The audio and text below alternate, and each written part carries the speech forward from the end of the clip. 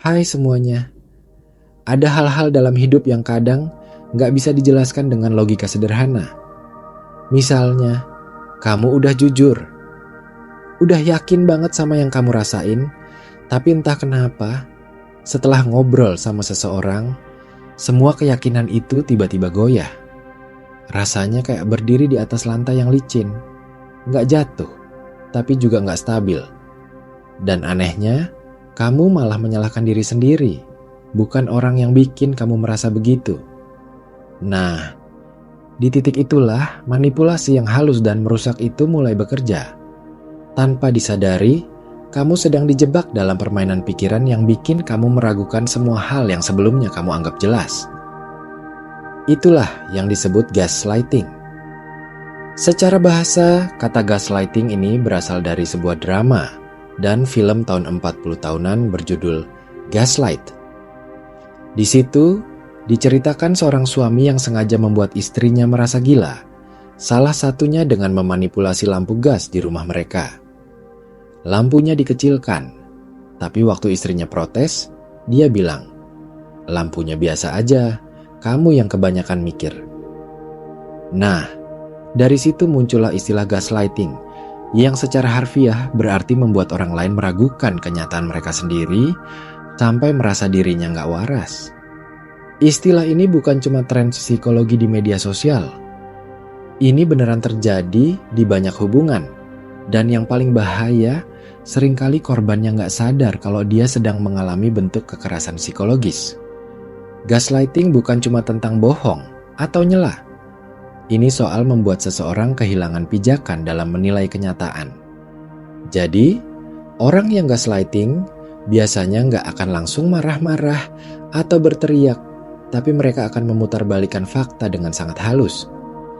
Misalnya kamu cerita soal sesuatu yang mereka lakukan, mereka bilang, "Ah, kamu salah ingat."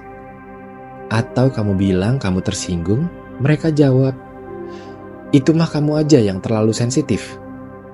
Lama-lama, kamu jadi percaya bahwa kamu yang terlalu reaktif.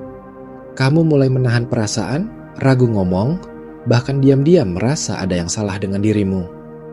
Kok bisa kita percaya? Karena gaslighting gak terjadi sekali dua kali. Ini pola yang berulang.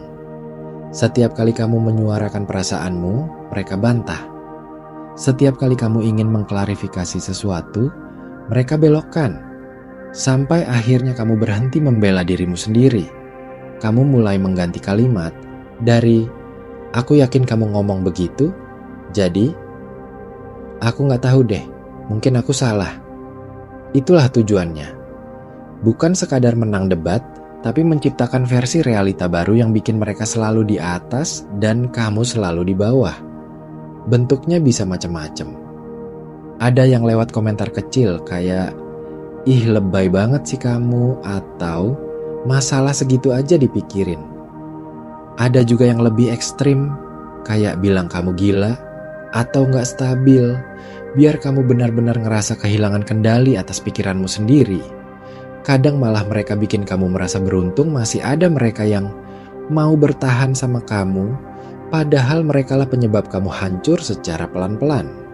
Yang bikin rumit, pelaku gaslighting ini seringkali bukan orang asing.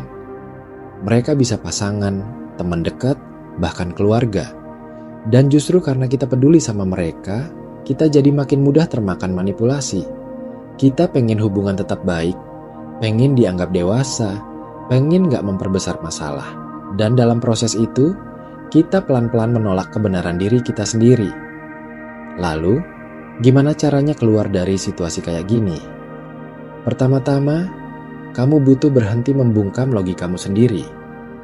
Kalau hatimu bilang ada yang aneh, jangan langsung disangkal. Tanyakan, kalau kamu merasa diabaikan atau dipermainkan, izinkan diri kamu merasakannya. Karena gaslighting seringkali bekerja lewat keraguan kecil, satu-satunya cara untuk melawannya adalah dengan percaya penuh pada sinyal dari dalam dirimu sendiri. Hal sederhana yang bisa kamu lakukan adalah mencatat. Iya, catat kejadian-kejadian yang terasa ganjil. Apa yang mereka bilang, bagaimana reaksimu, dan apa yang kamu rasakan setelahnya. Ini bukan buat cari siapa yang salah, tapi buat ngasih kamu bukti bahwa kamu tidak berhalusinasi. Kadang, waktu perasaan sudah diacak-acak, logika bisa bantu narik kamu balik ke kenyataan. Selain itu, mulai bangun benteng. Kamu berhak bikin batas. Kamu berhak bilang stop saat merasa dimanipulasi. Dan jangan merasa bersalah kalau kamu menjauh dari orang yang sering membuatmu mempertanyakan kewarasan sendiri. Melindungi diri itu bukan keegoisan, tapi bentuk tanggung jawab terhadap mentalmu sendiri. Tapi yang paling penting, kamu butuh dukungan. Nggak semua luka bisa sembuh sendirian. Cerita ke teman yang kamu percaya, atau kalau perlu, ke profesional. Kadang, cukup ada satu orang yang bilang, kamu nggak gila, kamu cuma dimanipulasi. Itu udah bisa mengubah arah hidup kita. Karena dari situ kamu sadar, kamu bukan masalahnya. Kamu cuma terlalu lama bertahan di ruang yang salah. Ada yang bilang gaslighting itu bikin kamu kehilangan cermin. Kamu nggak bisa lagi lihat pantulan dirimu yang sebenarnya. Yang kamu lihat cuma bayangan rusak dari kata-kata orang lain. Maka tugas kita bukan sekadar marah pada pelaku, tapi bangun kembali gambaran dirimu yang utuh. Siapa kamu, apa yang kamu rasakan, apa yang kamu butuhkan, dan apa yang kamu nggak mau toleransi lagi. Kita hidup di dunia yang seringkali menghargai penyesuaian diri. Bahkan kalau itu artinya kita harus mengorbankan perasaan sendiri. Tapi kamu harus tahu satu hal. Hidup damai itu bukan tentang jadi orang yang disukai semua orang, tapi jadi orang yang berani berdiri untuk dirinya sendiri. Termasuk saat kamu disalahkan, dituduh lebay, atau dianggap terlalu sensitif. Kamu tetap berani bilang, enggak, aku tahu apa yang aku rasakan. Gaslighting bisa terjadi di mana aja, dan melawannya butuh keberanian. Tapi itu mungkin, kamu bisa lepas, kamu bisa pulih. Tapi semuanya dimulai saat kamu berhenti mempertanyakan kenyataanmu sendiri, dan mulai percaya lagi pada suara hatimu. Jangan anggap enteng suara kecil di kepalamu yang bilang, ada yang enggak beres. Itu bukan kelemahan.